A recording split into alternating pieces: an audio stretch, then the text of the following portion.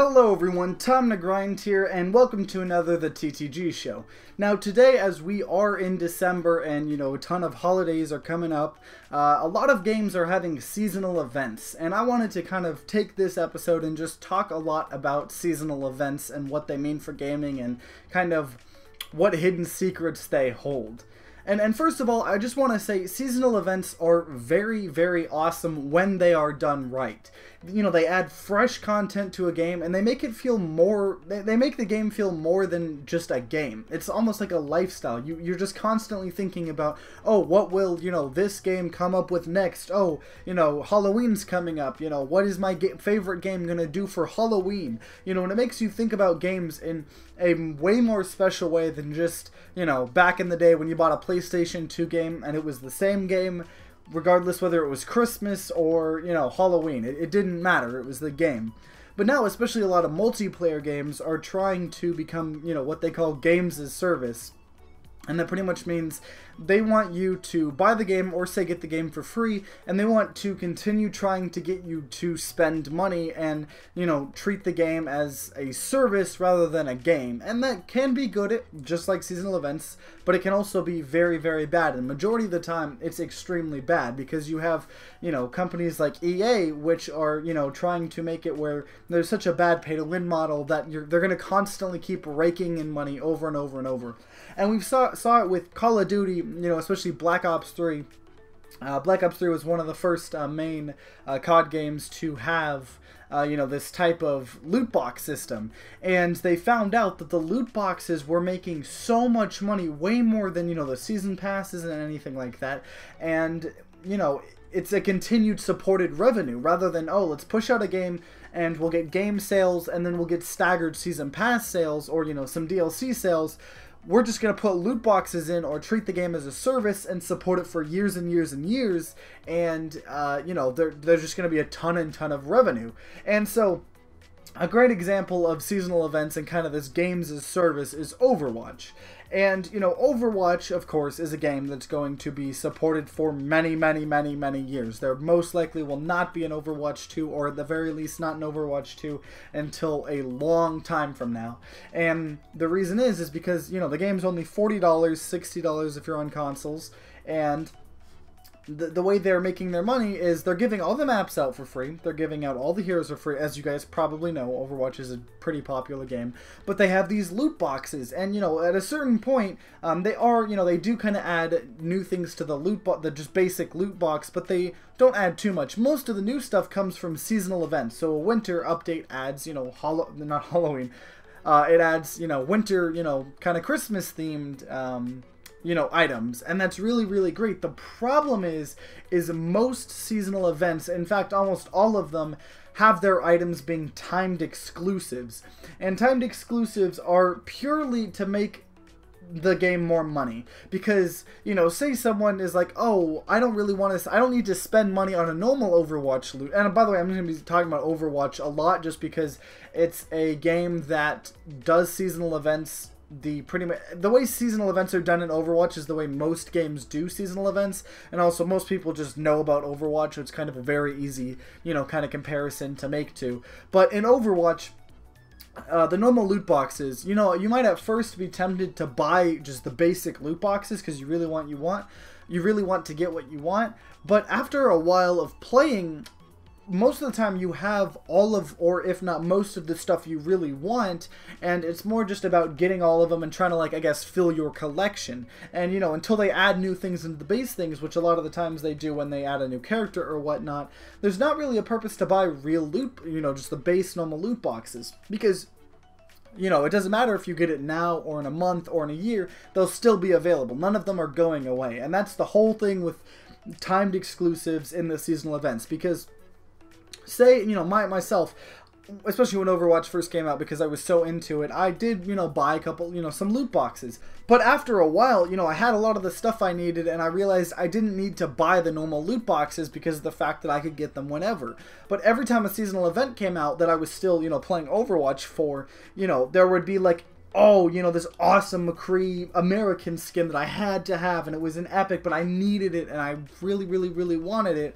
And and you're like, oh, well, I can only get it in these 3 weeks. So, you know, a lot of the times, unless you really want it badly, you wait until the last days of the seasonal event, because you're like, oh, I don't want to have to buy loot boxes if I get it, you know, just with my free ones that I'm getting. And, you know, last day of the event, I still don't have the McCree skin. What am I going to do? I can't get it. It's the event's ending today. If after today, I'm not going to be able to get the best McCree skin ever. You know, it's so cool. What do? You buy loot boxes. And not everyone is, you know, that susceptible to that. But the fact is most people are, myself included. It's a very, very, very manipulative system, and the entire thing is built to manipulate you. It's not accidentally, you know, manipulating you. There's no innocence in, you know, Overwatch.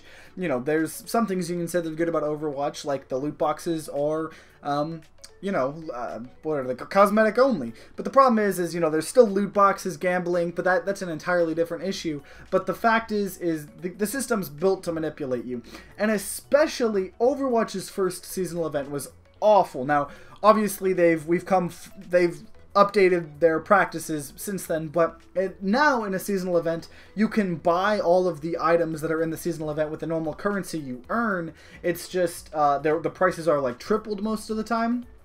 And, you know, say it's a winter event, the next winter you'll still be able to earn them as well. So you kind of, they're not fully limited, but it's like you have to wait a full year, which is a long time. But the first seasonal event, you couldn't even buy them with credits. So it was ridiculous. Literally, the only way to get them was to buy all of them, and it was ridiculous. And, you know, a lot of people on the subreddits at the time did the math, and it was, you couldn't even, if you spent 24 hours, like a day, so, you know, impossible, so for the full 2 weeks of the event or whatever, if you literally did not sleep, eat, drink, or go to the bathroom, you still wouldn't even have enough to get all of the, you know, seasonal events, which is ridiculous because obviously it's impossible to just only play a video game for 24 hours per day, you know, for 2 weeks. Although I'm sure a lot of people kind of get close to that, but it's impossible. And although that's terrible, and they've updated from that, a lot of games still have terrible practices. As an example, the COD, especially the World War II event, so the, you know, Call of Duty World War II, the new Call of Duty game, they're having their own winter event, and it is horrible. Obviously, there's some really cool things. It's cool they added like one of the maps that should have been in the game, whatever.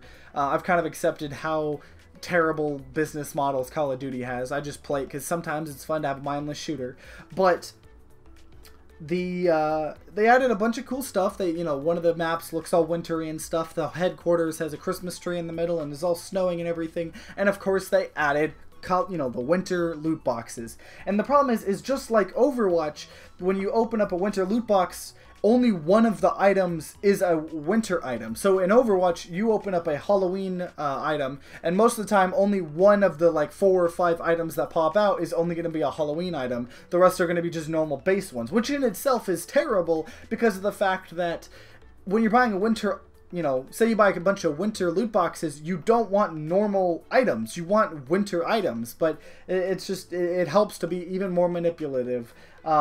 But the thing is what makes Call of Duty's even worse is the fact that it is filled to the brim with emblems and titles and stuff that you will never, ever, ever use or want to use, and they're just used for, you know, stuffers, you know, stocking stuffers, but they're not even welcome. And what's awful about it, kind of going a little off track, but with the emblems things in Call of Duty, you can make your own emblems. So you know, when they first came out for the PC update, which was the winter update, because we didn't have the emblem editor for the first month of the game coming out, it came out when the game came out. I spent an hour making an amazing Jigglypuff emblem, and I'll show it right here. But it was awesome. And then I start opening up these winter loot boxes, and I'm getting emblems, and I don't need to be getting, you know, it's one thing to stuff them in the normal, you know, supply drops, but having exclusive winter emblems is just unbelievably awful, and it just makes it it's even worse than Overwatch's, you know, with the sprays and stuff like that.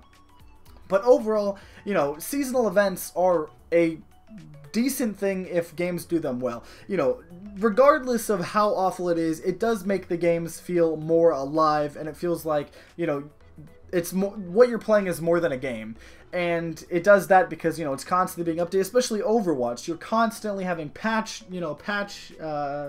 updates and stuff like that. You're constantly getting new characters and maps and everything, and then you have these seasonal events, which are really, really, really awesome. And it's just the fact that in the seasonal events, the only reason they exist for the most part is to make money. Obviously, every company's goal is to make money, and it's just a shame that a lot of these kind of systems are especially behind loot boxes, because as bad as loot boxes are, you know, they're gambling, they're manipulative, they're, you know, everything I've talked about and everyone else has already talked about. On top of all of that, when you throw limited time things in said loot boxes, it makes the gambling and addictive personality issues 80 times worse, because of the fact that you're now gambling to get an item that has a limited chance of, you know, has a timed exclusive, and so if you don't get it in that time period, you can't get it ever. It makes it even worse. And one thing I didn't even mention with Call of Duty, you know, Overwatch at the very least, like I said earlier, the winter update, you'll still be able to get those winter updates or items the next winter, you know, holiday event. With Call of Duty, which comes out yearly and it doesn't really treat the game as a service, you still got season passes, you still got terrible things like that. They're just trying to make the most money and try to get the best of both worlds, and it doesn't work out. But the problem is these winter events, the winter items, so the really cool, you know, kind of snowy items for some of the guns, you can't get them next winter because of the fact that next winter there will just be another COD out, and it really makes it where the game isn't really a game as service, so to say. But you know, it's pretty much, especially if you're the type of person that does not care at all about these items, the best to you, because, you know, all these events always add really cool things. The Overwatch one added a really cool Evolve-like game mode. You know, even Call of Duty is bringing gun game and stuff like that. And it's really cool. And obviously there's more games that have seasonal events besides Overwatch and Call of Duty. Those are two of just the bigger games that a lot of people know about.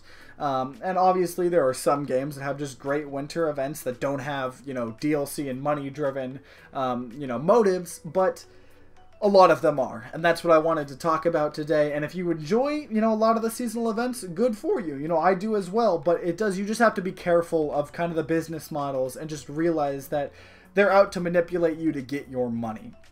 But overall, that's my little spiel on seasonal events in video games. One thing I wanted to mention is I did get a Switch, and one of the videos I'm going to be making in the next week to 2 weeks, it'll be out before December, is just my top 10 favorite video games I've played of 2017, and I did not have a Switch for quite a while, and so I'm not even going to have time to, you know, try out all of that stuff. So a lot of the games are going to be, I'll talk about it more in that video, but they're going to be, you know, PC games, because I am a PC gamer.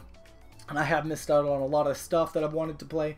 But regardless, if you want to see that video or more videos like this one, make sure to leave subscribe. And if you want to say anything about the seasonal events, if you have any opinions on it, leave a comment down below. If you're new to my channel, every Wednesday I put out whatever I want. That sounds a little weird, but whether it's a review or just a stupid little joke like this week's, that'll, you know, be out Wednesday. There'll be something every Wednesday, and every Saturday you got the TTG show to look forward to. And that's about it. Like always, guys, see you next time.